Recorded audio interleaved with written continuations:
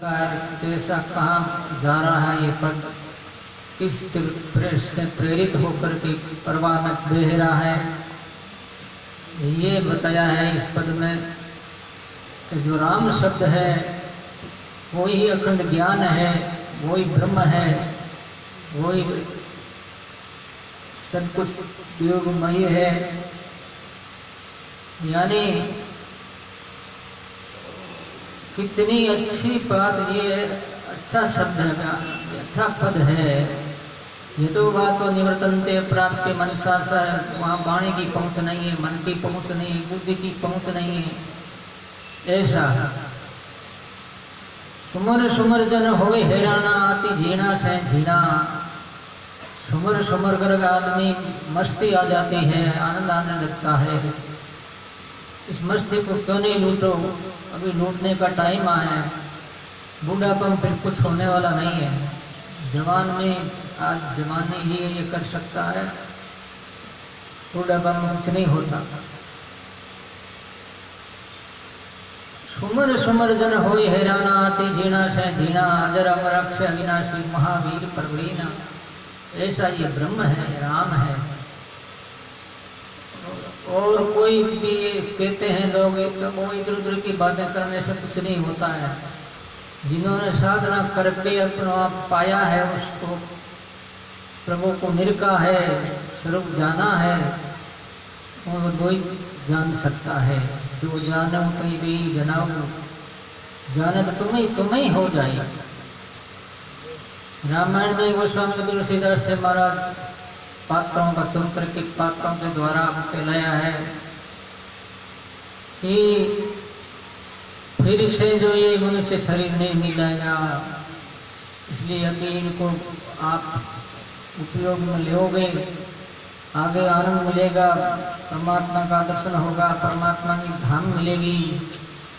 आज भी कुछ लोग ऐसे हैं, लाखों में कोई एक मिलेगा वो, और वहाँ जो ब्रह्मा नहीं पहुँच सकता, दूसरे देवगणों में बुद्धि की पहुँच नहीं है, ऐसी जगह वो रोज रोज चले जाते हैं।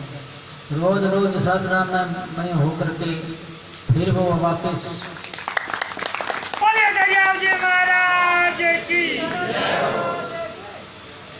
तो भाई ये तो खुद जब तुम अनुभव करोगे, और अनुभव कब होगा, जब करते हैं तो अनुभव होता है। अरे एक जड़ चीज है, वो भी अपना फल देती है, तो चैतन्य परमात्मा क्यों नहीं देगा? उनके पास में क्या कमी है? कमी हमारी है जो हम कर नहीं पा रहे हैं।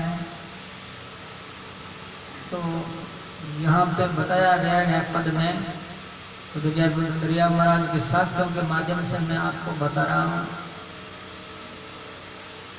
बहुत बढ़िया बात कही है महाराज श्री दरिया साहब ने। विष छुड़ावे चाय कर अमृत देवी हाथ, जंदरिया नित कीजिए इन संतन का साथ। जेर छुड़ाते हैं, अमृत देते हैं, ऐसे संतों का संग करना चाहिए। संत कोई बुरे नहीं है, लेकिन इनमें भी कैटेगरी है। संत में भी एक संत होता है सरल सद्भाव, और नित्य आनंद में रहने वाला। सुख में भी वैसा है, दुख में भी वैसा ही। दुख में घबरावे नहीं, सुख में फूले नहीं, वही संत है। दुख में अभिमान नहीं दिखावे, और दुख में रोवे नहीं।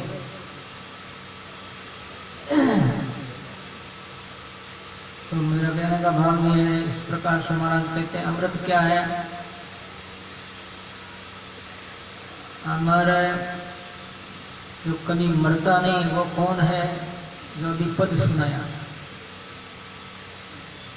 सदगुरु प्रताप राम रस निर्मल उदोलम दूजा कोई। ये राम जो शब्द है, ये ही अनंत है, अति है, सर्वत्र है, अनादि है, आदि है, सब कुछ यही है। तो इसका गुणगान करने के लिए अपने को जागरूक होना है। अब समय भी हो रहा है, स्थिति इसी अनुसार जो कुछ भी लोग शब्द सुनाते हैं इसलिए सुनाना पड़ रहा है। मैं इसको गलत महसूस नहीं करता हूँ, चाहे बुखार है, चाहे कोई बीमारी है, चाहे कुछ भी है, लेकिन जो भजन करने वाले होते हैं उनमें ही वो डूबे रहते हैं। देखो एक बात बता देता हूँ, याद आ गई। वो कितना कंट्रोल कर सकते हैं और फिर भी कोई मन के ऊपर गलत प्रभाव नहीं पड़ता था। ये कोई संत थे, जैसलमेर की तरफ वो रहते, गांव में रहते थे। तो जैसल महाराजा ने ये सुना कि एक संत आया है और बहुत ही उच्च कोटि का, उनकी कैटेगरी का और कोई दूसरा है ही नहीं, ऐसा है वो। तो राजा जो है अपनी रानी और कुछ नौकरों को साथ में लेकर के गया, जाकर के महाराज के चरणों में गिर गए, वो प्रणाम नमस्कार किया, बातचीत करी, आध्यात्मिकता की बात करी, भौतिकवाद का भी वो जो वर्णन हुआ। वो उस समय में जो घटना घटी, थोड़ी देर के बाद में राजा कहता है कि महाराज मैं जाता हूँ, आपकी आज्ञा हो, आदेश हो। तो कहा भाई कोई बात नहीं, आपकी मर्जी है। तो वो चल जाने लगे, उतने मेरा उनको वापस बुलाया महाराज को। तो महाराज एक बात सुनो, इस भूतड़ी में क्या है? ये भूतड़ी ऊंची हो रही है, नीची हो रही है, ये क्या है? तो संत ने कहा कि तुम देख लो, मैं क्या बताऊं, देखने से पता प्रत्यक्ष लग जाएगा। भूतड़ी को लकड़ी से वह क्या किया, उसने उल्टा से उल्टा किया, लेकिन कुछ नहीं मिला। फिर भूतड़ी को रखी वापिस, तो फिर भूतड़ी हिलने लगी। ऐसा क्यों है, ये कौन है? तो उस महापुरुष ने कहा ये मेरा बुखार है, ताव बुखार। तो महाराज ये बुखार हिलता है क्या? बुखार तो हिलेगा, क्योंकि आप आए मेरे से बात करने के लिए, तब तक गड़बड़ी नहीं करे। वो जी मानो बुखार आ जाएगा तो मैं तुमको कैसे सुनाऊंगा, कैसे कहूँगा। इस वास्ते ये इसमें बुखार है। तो महाराज इतनी आपके अंदर ताकत है तो बुखार को खत्म क्यों नहीं करते हो? बुखार को नष्ट कर सकते हैं आप, इतनी शक्ति है आपके अंदर। तो कहे नहीं, मेरे पहले जन्म के पाप हैं, कैसे कुछ कर्म है आगे हैं, उसको भोग लो, जिससे कि आगे जन्म लेना नहीं पड़े।